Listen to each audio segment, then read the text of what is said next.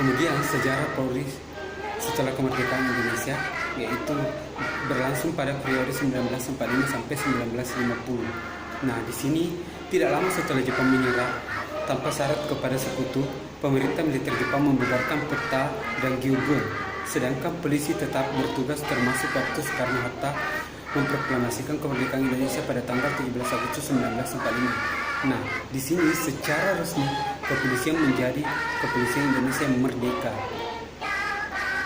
Kemudian, Inspektur kelas 1 Letnan 1 Polisi Muhammad Yasin Komandan Polisi di Surabaya pada tanggal 21 Agustus 1945 memproklamasikan pasukan polisi Republik Indonesia sebagai langkah awal yang dilakukan selain mengadakan pembersihan dan pelucutan senjata terhadap tentara Jepang yang kalah perang, juga membangkitkan semangat moral dan patriotik kepada seluruh rakyat maupun satuan-satuan bersenjata yang sedang dilanda depresi dan kekalahan yang perang yang panjang. Sebelumnya pada tanggal 19 Agustus 1945 dibentuk Badan Kepolisian Negara atau BKN oleh Panitia Persiapan Kemerdekaan Indonesia atau PPK. Setelah bersidang 2 kali, kerja BPUPKI berakhir dengan baik. Presiden Sesuai harapan Soekarno melantik Raden Said Sukanto Djokroediatmojo menjadi Kepala Kepolisian Republik Indonesia atau KKN.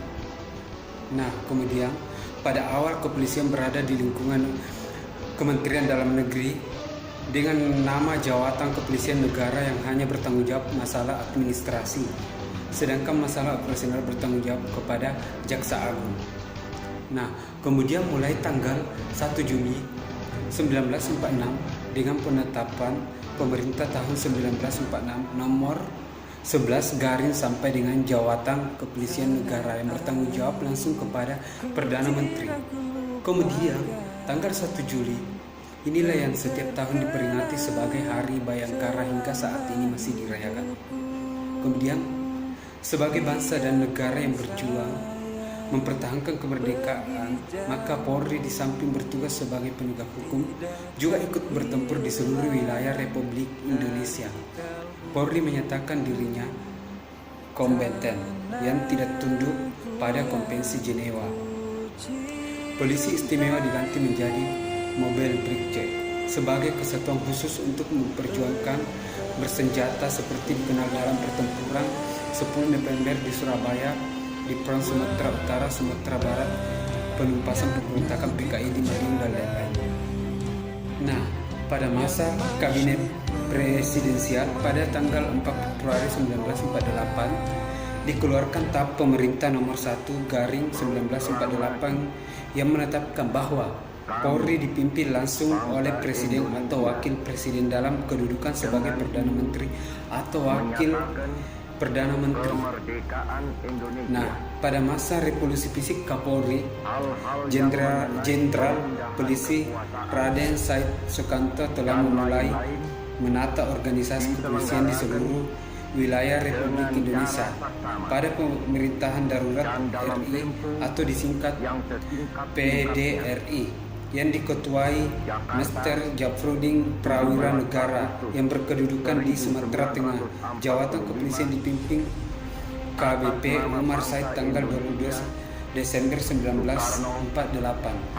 Nah, dari sini hasil konferensi meja bundar antara Indonesia dan Belanda dibentuk Republik Indonesia Serikat atau dikenal dengan RIS. Maka Raden Said Sukanto diangkat sebagai Kepala Jawatan Kepolisian Negara RIS dan Raden Sumanto diangkat sebagai Kepala Kepolisian Negara Republik yang berkedudukan di Yogyakarta. Nah, dengan Kepres RIS nomor 22 tahun 1950 dinyatakan bahwa jawatan kepolisian RIS dalam kebijaksanaan politik polisional berada di bawah Perdana Menteri dengan perantaraan Jaksa Agung. Sedangkan dalam hal administrasi pembinaan dipertanggungjawabkan pada Menteri Dalam Negeri. Nah, Umur RIS hanya beberapa bulan saja sebelum dibentuk Negara Kesatuan RI pada tanggal 17 Agustus 1950, pada tanggal 7 Juni 1950 dengan TAP Presiden RIS nomor 150, organisasi-organisasi kepolisian negara-negara bagian disatukan dalam Jawatan Kepolisian Indonesia. Dalam peleburan tersebut disadari adanya kepolisian negara yang dipimpin secara sentral baik di bidang kebijaksanaan, siasat kepolisian maupun administratif atau organisatoris. Nah, kemudian pada periode 1950 sampai 1959 dengan dibentuknya Negara Kesatuan pada tanggal 17 Agustus 1950 dan diperlakukannya Undang-Undang Dasar Sementara 1950 yang menganut sistem parlementer. Kepala Kepolisian Negara tetap dijabat oleh Raden Said Sukanto yang bertanggung jawab kepada Perdana Menteri atau Presiden. Kemudian waktu kedudukan Polri kembali ke Jakarta karena belum ada kantor digunakan bekas kantor Hof van de Diems dan Arlegement Politie di gedung Departemen Dalam Negeri.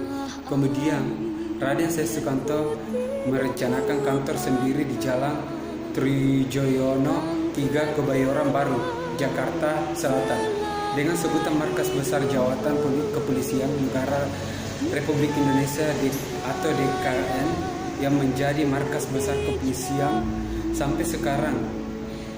Ketika itu menjadi gedung perkantoran termegah setelah Istana Negara.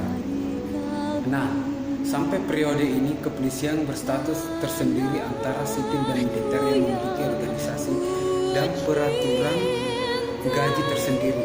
Anggota Polri terorganisir dalam Persatuan Pegawai Polisi Republik Indonesia atau disingkat P3RI, tidak ikut dalam Korfri.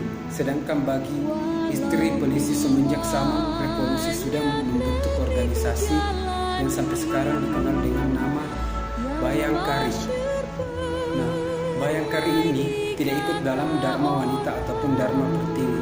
Organisasi P3RI ini dan Bayangkari ini memiliki ketua dan pengurus secara demokratis dan pernah ikut pemilu 1955 yang memenangkan kursi di Konstitute dan Parlemen.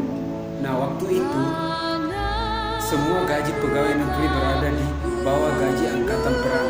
Namun P3RI memperjuangkan memperbaiki gaji dan berhasil melahirkan Persatuan Gaji Polisi atau dikenal dengan PG Pol, di mana gaji Polri relatif lebih baik dibanding dengan gaji pegawai negeri lainnya mengacu pada standar PBB.